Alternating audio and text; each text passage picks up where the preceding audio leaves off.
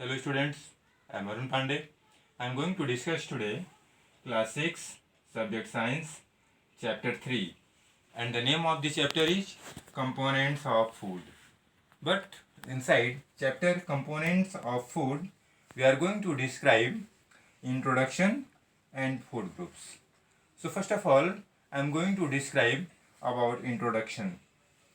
So inside introduction the chemical substance in food.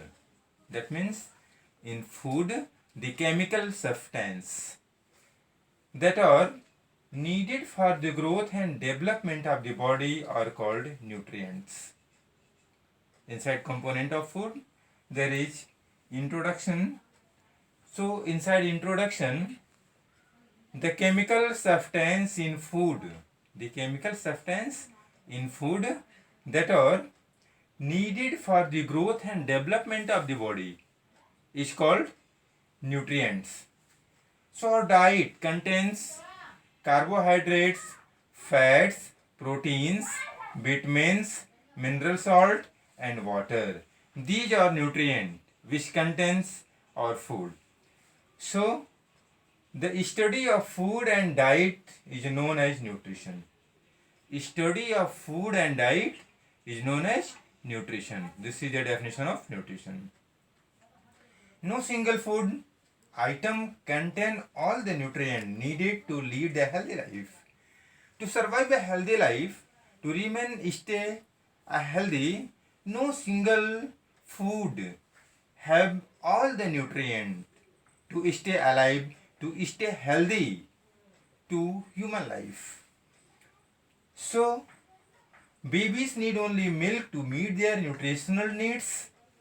Babies, small kids, infants need milk only to fulfill their nutritional needs, nutritional requirement. So after that, because some nutrients are already stored in their liver, in infant body, inside their liver, inside their body, internal organ liver is also called the largest gland in the body.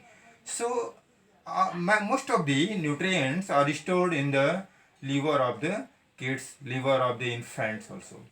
So after that, this milk is a complete food for babies. Milk is a complete food for the babies, but in the case of older children and adults, the liver does not have enough quantity of required nutrients. That means older person and adult person and young peoples, in their liver not enough nutrient are required in their body. What happens? This milk alone cannot meet their nutritional needs. So milk alone cannot fulfill their nutritional requirement. So after that, explaining introduction, I am going to describe food groups. Food groups are divided into energy giving foods, bodybuilding foods and protective food. These are the categories of food groups. These are food groups. So food can be classified into three groups as I mentioned here.